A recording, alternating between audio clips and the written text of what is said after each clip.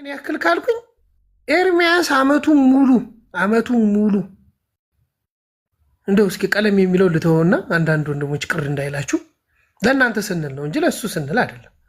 እሱን የምትከተሉ ሰዎች ካላችሁ ለእናንተ ሪስፔክት ለማድረግ እንጂ ቀለሜ ገርላትንና ታምራትን ይዞ በስመ ገርልና በስመ አሁን እኔ እኮ አንዳንዱን ገርል እኮ እኔና ኤለን አናውቀውም እኮ አንብቤው እኮ የማላውቀውን እኮ መስፍን ሁሉንም እኮ ገርልን አላውቅም። እኔ አንብቤም አላውቅም እኮ አሁን ለምሳሌ ማለት ይሄ የመምሪያ እንትናችን ስርዓቶች አይደለም። ጻድቅ ቅዱሳን ጻድቃንና ቅዱሳን መላእክትን እናስባቸዋለን። መታሰቢያ በቅጥር ግቢ ብሎ እግዚአብሔር በገባላቸው ቃል መሰረት መታሰቢያ ይደረግላቸዋል እንጂ የምናመልካቸው እኮ አይደሉም። እዚህ ስማቸው እኮ ዛሬም ነገ የማነባቸው እኮ አይደሉም። አንዳንዱን ገድላት እኛ ከምናውቀው በላይ እነሱ ግን በደንብ ፈልፍለው ስለኛ ሲያወሩ ስለኛ ሲሳደቡ እሱ መነሻ አድርገው ሳምበዲን ሲሳደቡ የሚውሉ ሰዎች አሉ ማለት ነው። እዚህ ጋር መፍራት ያለብን እግዚአብሔር ነው። ምን ለማለት ፈልጌ ነው? እዚህ ጋር እንደዛ ሲሳደብ የኛ ወንጌል ምንድነው? የፕሮቴስታንት አስተምሮ ምንድነው የሚለውን ትምህርት ለምን ኤርሚያስ ያስተምር? በነከስኩ ምንድነው የሚባለው? ባደረገው ነው ዞሮ የተገረፈው ማለት ነው። እሱ እኔ እጁና ያገኘው ኤርሚያስ መስፍን የሚዩት ነው እያወራ ከሆነ ሚዩት ነው እና የእጁና ያገኘው ኤርሚያስ ማለት ነው ስል ምን ለማለት ፈልጌ ነው? ኤርሚ በጣም ተሳዳቢ ነው። ሁላችሁም ታውቁታላችሁ። ተሳዳቢ ነው ስንል አልቲሜትሊ ፐርፐዝሊ አጀንዳ ተቀርጾ ማለት ነው። ዛሬም ብቻ እኮ አይደለም፣ ነገም ብቻ አይደለም፣ የሚቀጥለው ወርም አይደለም። እኛ በዓላቶች ገብርኤል በሆነ ጊዜ፣ ሚካኤል በሆነ ጊዜ፣ ቅድስት አርሴማ በሆነች ጊዜ፣ እንደዚህ ጥምቀት በሆነ ጊዜ፣ የዓመቱ ገብርኤል በሆነ ጊዜ፣ የቁልቢ ገብርኤል በሚከበር ጊዜ ቀን ተጠብቆ እኮ ነው። በተለይ ቤካ የሆነ ሳምበዲ የሚባሉ የእነሱ ዳን የሚባል ግሩፕ አላቸው። ቤት ከፍተው ሲሳደቡ ነው የሚሉት። ይሄንን ፕሮቴስታንቶች እዚህ ወንድሞቻችን ካሉ እኛ ቤትም ካለ ስተት እኛ ቤትም እንደዛ ስል የእኛ ቤትም ሙሉ ነው የሞላልንን። አንሳደብም ማለት አይደለም፣ እንሳደባለን።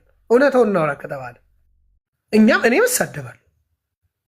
የምሳደበው ግን ከምን ኮንቴክስት ነው የሚለውን ከንግግር የመነጨ ነው እንጂ አጀንዳ ቀርጬ ተገኝን ለመሳደብ አልገባም። ሰዎች ቀርጸው እኮ ነው የሚገቡት። አጀንዳ ማለት አጀንዳ ተቀርጾ ማለት ምስል ተይዞ ፎቶ ተይዞ ማስረጃ ተይዞ ከሆነ 2001 ዓመተ ምህረት 1990 ምናምን ዓመተ ምህረት እነሱ በቤተ ክርስቲያን ውስጥ በነበሩበት ጊዜ ወይ የነሱን እጅ ሴራ በረጅም ጊዜ አስገብተው ለሆነ ጊዜ እንዲመቻቸው ቀርጸው በሚመስል መልኩ የሚሰሩ ሰዎች አሉ። ፐርፐዝ በነገራችን ላይ የኢትዮጵያ ኦርቶዶክስ ተዋሕዶ ቤተክርስቲያን ለማፍረስ አይቻልም። እኔንና መስፍኔን ልጎዳ ትችላለህ ግለሰቦችን። ቤተክርስቲያኗ ግን ምንም አትሆንም። የሆነ አካልም ወንጌላውያን ቤተክርስቲያን ፕሮቴስታንትም ካለ ዮኒ ስለተሳደበ ሙሉ የወንጌላውያን ተጠራርገው ይጠፋሉ ማለትም አይደለም። ዮኒም ያልገባው ተቋምን ፈርጆ በምንም መስፈርት መስፍን የዚህ ቤትም ስንቃወሙ የነበረው ግለሰቦችን እንኳን አትሳደቡ እንኳን ተቋማትን አትንኩ ነው የሚለው።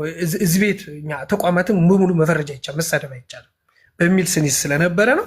ሁለቱ በምንም መመዘኛ ትክክል አይደሉም። መስፍኔ ምንድነው ትክክል ያልሆኑት? ኤርሚም ያልገባው ነገር አለ። ወንጌልን አይደለም የሚያስተምረው።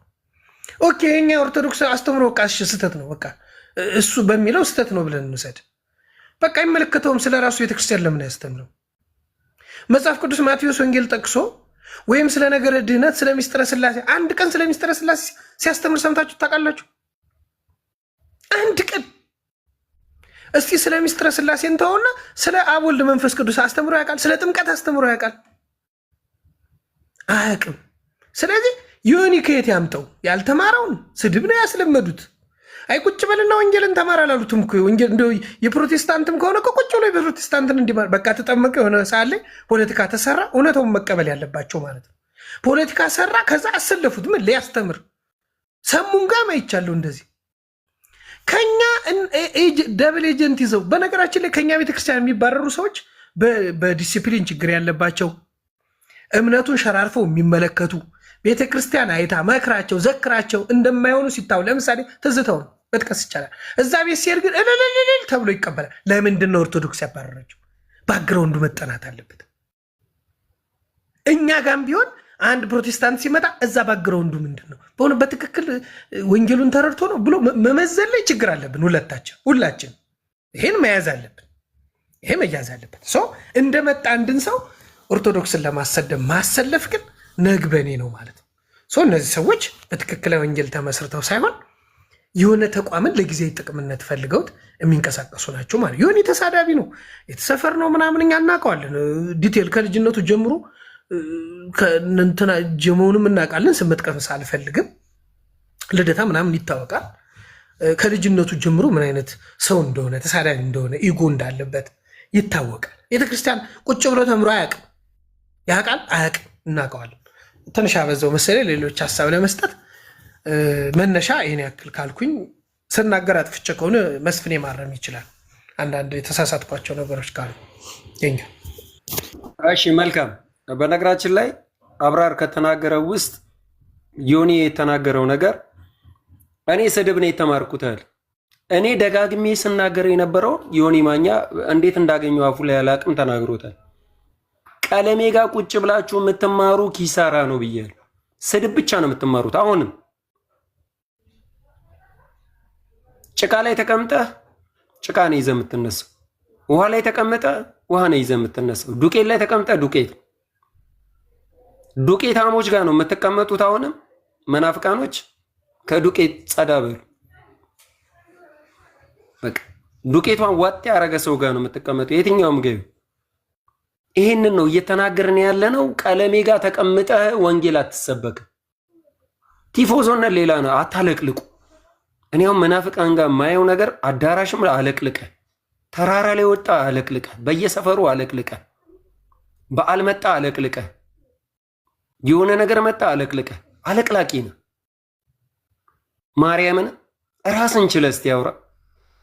በዓል መጣ ማለት ነው። ታወያየናለህ ወይስ ምንድነው? ዝም ብለህ ሚዩት አርግ፣ ያለበለዚያ አወርድሃለሁ። ሰከንድ ሳላቆይ። ይሄ ቤቱ የኛ እንጂ አንተ አይደለም። የከፈትነው እኮ እኛ ነን።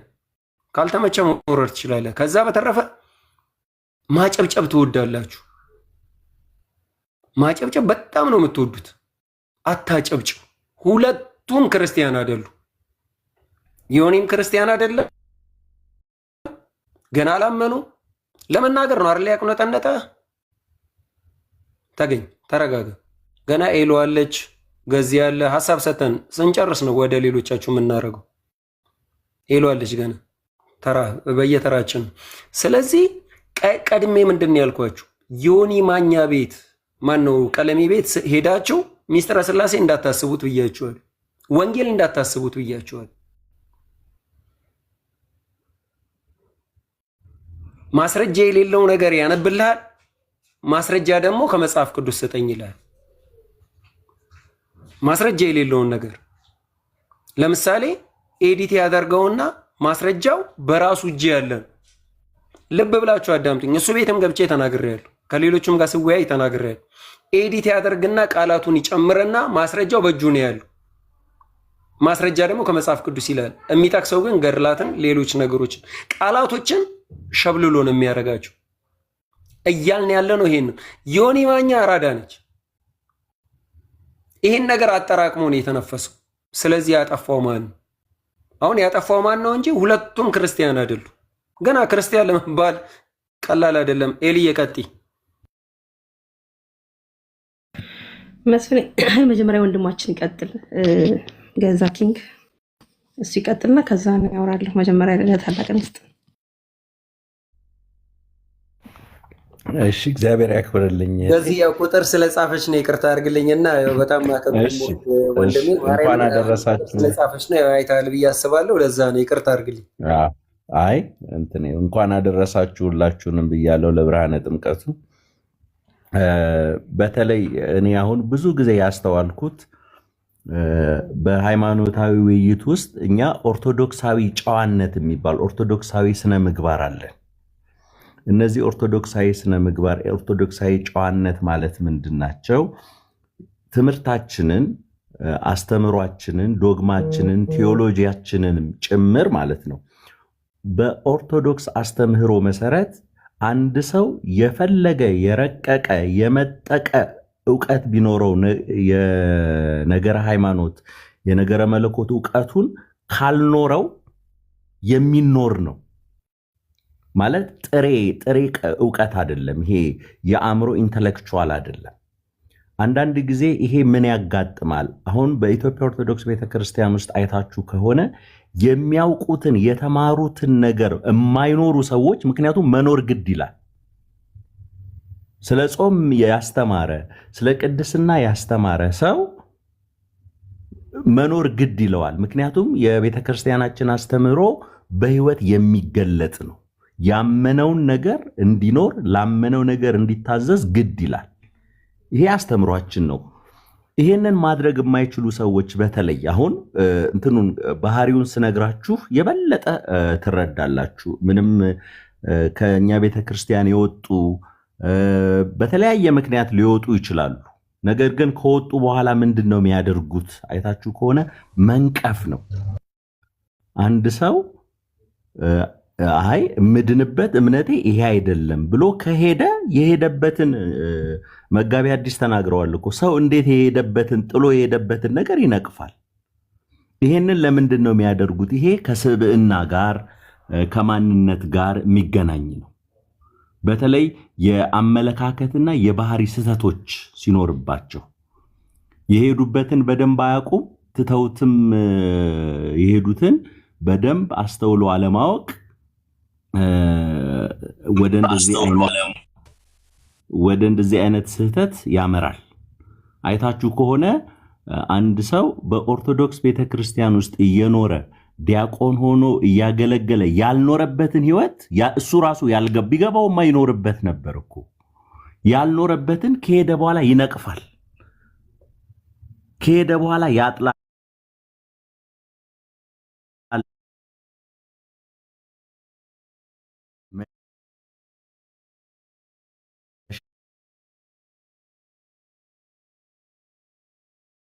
ግዕዝ ለሊቃውንቶቹ ነው፣ እኛም እንማራለን። ግን ግዕዝ ስላወቀ አይሳሳትም ማለት አይደለም። ሌላው ትልቁ ነገር ከሄዱ በኋላ ያውቃሉ ተብለው ስለሚገመቱ አዛብቶ ማቅረብ፣ ሐሳቦችን አዛብቶ ማቅረብ፣ ቤተክርስቲያን ውስጥ ያሉትን ትምህርቶች፣ እምነታችንን የመሰረትንባቸውን ዶግማዎች፣ ቀኖናዎችን ደበላልቀው አዛብተው ያቀርባሉ ለመከራከር እንዲመቻቸው። ይሄ አሁን በተለይ በዚህ ዘመን ቀለም የቆጠርን ሰዎች አለን። ሕፃናትንም ማታለል አይቻልም። ይሄ ስትሮማን ፋለሲ የሚባል ነው። ያልተባለውን ብሎ በቃ ለመሞገት በሚመቸው መንገድ ላይ ብቻ መሞገት። አይታችሁ ከሆነ በተለይ በዚህ ቀለሜ በሚባለው ሰውዬ አላውቀውም፣ ኤርሚያስ ነው ቀለሜ በሚባለው በጣም ይስተዋላል። በጣም እኔ እንደውም እሱ የጠቅላላው የክርስትና እንቅፋት አድርጌ ነው ማየው። እግዚአብሔር ይቅር ይበለው፣ እንጸልይለታለን። እሱን አንጠላውም። እያደረገ ያለው ባህሪ ግን የክርስትና የጠቅላላው የክርስትና እንቅፋት ነው። የእውቀት ጉድለት ያለብን ያስመስሉታል። ስለ ታቦት ያለንን አስተምህሮ፣ ለእመቤታችን ቅድስት ድንግል ማርያም ያለንን አክብሮት፣ ለስዕላት ያለንን አክብሮት ከእውቀት ጉድለት እንዴ አንዳንዶቹን እጃቸውን ይዘን ፊደል ልናስቆጥራቸው እንችላለን። ምንም ይሄ መታበይ አይደለም። በእውቀት እኩል አይደለንም። በህይወት ልንበላለት እንችላለን። ፊደል ግን ልናስቆጥራቸው እኔ ማለት አይደለም። ኦርቶዶክስ ውስጥ ያሉት ምሁራን ፊደል ሊያስቆጥሯቸው ከዋክብት የሚቆጥሩ ቀን ሰዓታት የሚመነዝሩ ምሁራን ያለባት ቤተክርስቲያን ውስጥ የእውቀት ይሄ ኢንተሌክቹዋል የምለው ነገር አለ ብሎ መናገር አንደኛ ራስንም አለማወቅ ነው። አይታችሁ በቃ እንደዚህ ይላሉ። ሁለተኛ የተገለጸ ስግደት፣ ለምሳሌ የአምልኮ የጸጋ የሚባል ስግደት አለን። ካልፈለጉ አለመቀበል ይቻላል። የግድ አውቅልሃለሁ። በተለይ በኢትዮጵያ ኦርቶዶክስ ቤተክርስቲያን ውስጥ እኛ እምነታችን ልክ ስጋና ነፍስ እንደማትለያየው ሁሉ መንፈሳዊውና ቁሳዊ ነገር እኛ አይለያይብንም። ሚለያይብን አይደለም። የቅዱሳን አጽም የቅዱሳን ክብር አለን። ምክንያቱም ይገናኛል። እኛ በቃ ያ እንደሚገናኝ ነው አስተምሯችን። እኛን መመዘን የሚቻለው በእነሱ አስተምሮ አይደለም። እኔ የቤተ ክርስቲያን አጥር እምነት አለኝ፣ ክብር አለኝ፣ ቬኔሬት አድርገዋለሁ፣ ይገናኝብኛል። ቅዱስ ቦታ ደርሶ የመጣ ሰው ለኔ ደርሶ የመጣው ሰው ዋጋ ሰጠዋለሁ። ይሄ ኦርቶዶክሳዊ ትውፊትም ነው ትምህርትም ነው እና ይሄንን አዛብቶ ማቅረብ የእውቀት ማነስ፣ ሁለተኛ ልወደድ ባይነት ፐርሰናል ነው ባይዘው። ይሄ በሌሎቹም አለ። አንዳንድ ጊዜ ኦቨር ነገሮችን በማያስፈልጉ መንገድ ጀነራላይዝድ ማድረግ፣ መጠቅለል፣ ያልተጣራ መረጃ መስጠት፣ ሰው እንዳይደማመጥ ማድረግ። እነዚህ ነገሮች ካስተዋላችሁ አንደኛ እኔ እንደውም በጣም የምፈራው ምን እንደሆነ ታውቃላችሁ? ኦርቶዶክስ ቤተክርስቲያን አስተምህሮቷ እንደ ሌሎቹ አይደለም። ግልጽ ነው፣ የተጻፈ ነው። ግልጽ ነው፣ የተጻፈ ነው። ያልተጻፈው በቅዳሴያችን ውስጥ አለ። ውዳሴ ማርያም እኮ አንድ ሰው እንደው ስራዬ ብሎ መስመር በመስመር ቢያጠናው ሚስጥረ ሥላሴ ፍንትው ተብሎ የተጻፈበት ነው። ይሄ እንግዲህ ሰው አላጠናም አላወቀም ማለት ችግሩ የሱ ነው እንጂ የዛ አይደለም። ድጓ ላይ ቢሄድ ቅዳሴው ላይ 14 አይነት ቅዳሴዎች አሉ። እዛ ውስጥ የተመሰጠረውን ነገረ መለኮት፣ እዛ ውስጥ ያለውን ሚስጥረ ስጋዌ፣ እዛ ውስጥ ያለውን ነገረ ክርስቶስ አለማወቅ፣ ነገረ መላእክት ላይ ያለን መላእክቶችን በነገድ ከፋ እኔ አንድ ጊዜ እንደዚህ ያጋጥሞኝ ዕውቀት ለመናገር አይደለም መጽሐፈ ሄኖክ ላይ እንደዚህ ተጽፏል። ስለ ነገረ መላእክት ታውቃላችሁ ወይ? አናውቅም። ታዲያ በማታውቁት ነገር እንዴት ትመዝናላችሁ? ስለዚህ አንደኛ ማንም ይሁን ማን ሃይማኖት አይነቀፍም። በኢትዮጵያ ሕግ ያስቀጣል። እንደው አንዳንዶቹን አቅማተን ነው እንጂ ፍርድ ቤት ገትረን በስነ ስርዓት ብናስቀጣቸው እኔ ደስ ነው የሚለኝ። እኛም ካደረግን መታረም አለብን። ሁለተኛ የቤተ ክርስቲያን ቅድስና ውስጧ ባለነው ሰዎች ቅድስና ላይ የተመሰረተ አይደለም። እኛማ ኃጢአተኞች ነን። ለዚህ እኮ ነው ቤተ ክርስቲያን የሙጥኛል ነው። ኃጢአተኞች ነን፣ በንስሐ የምንመላለስ ነን። የቤተ ክርስቲያን የቅድስናዋ ምንጭ ጌታችን መድኃኒታችን ኢየሱስ ክርስቶስ ነው። የነገረ ድህነት አስተምሮታችንን እንደኛ ነው መረዳት። እንዲተረዱ አንዳንድ ጊዜ አሁን አይታችሁ ከሆነ የእውነት መመዘኛ እኔ ነኝ ማን አለህ? ለምሳሌ በኢየሱስ እመኑ ይሉናል። አዎ በኢየሱስ ማመን ግዴታ ነው። አንድ ሰው ግን ማን እንደሚያምነው ስናምን ነው ትክክል። አባ ገብረ ኪዳን ተናግረዋል አንድ ጊዜ። አዎ እናምና ግን ማን እንደሚያምነው እና እንደዚህ ያሉ ነገሮችን እንዳንነጋገር እውነታው እንዳይገለጥ የሚያደርጉትን ሰዎች አንዳንዶቹን ይሄ የተለመደው ነገር አካፋን አካፋ ማለት አለብን።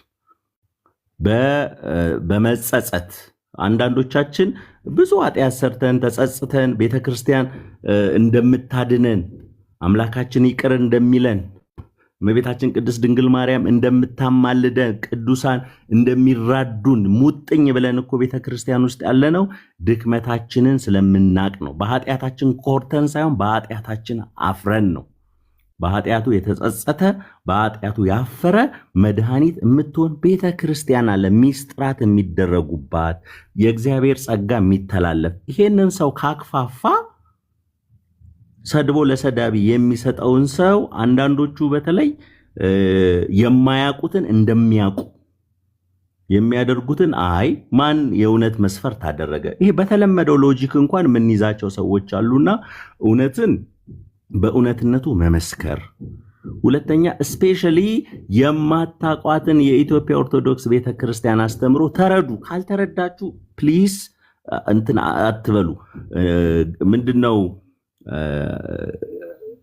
ገብተው የወጡ ሰዎች አሉ። ገብተው የወጡ ሳይገባቸው እነዛ ደግሞ እኛም ዛሬ እኔ እንኳን እዚህ ዛሬ አሁን ተሟጋጅ የሆንኩት ነገ ልሳሳት እችላለሁ። ብሳሳት ቤተክርስቲያን ንጽሕትን መሆኗን ቅድስት መሆኗ አይለወጥም። እኛ የምንታመነው በእኛ እውቀት ሳይሆን በቤተክርስቲያናችን ቅድስና ነው። መሰረቷ ራሷ ጌታችን መድኃኒታችን ኢየሱስ ክርስቶስ ስለሆነ ይሄንን እውነት ግን የግድ መቀበል አለብን። የሌላ ሰው ሃይማኖት እኛ ማድረግ የምንችለው እውነቱን ማስቀመጥ ነው። ማስገደድ አንችልም። ማስገደድ አይቻልም። እውነቱን እናስቀምጣለን፣ ጥሪ እናደርጋለን። ግን ያንን እውነት በፍቅር ነው፣ በትህትና። በእርግጥ እንደ ሰው ስሜታዊ አድርገው ልንሳሳት እንችላለን። ያንን እናርማለን። በዚህ መንገድ የሚሰድቡንን መናገር አለብን። አጠቃላይ ሐሳብ ለመስጠት ነው። መስፍኔ እንግዲህ እግዚአብሔር ያክብርልኝ። ይሄ ነው የኔ ሐሳብ።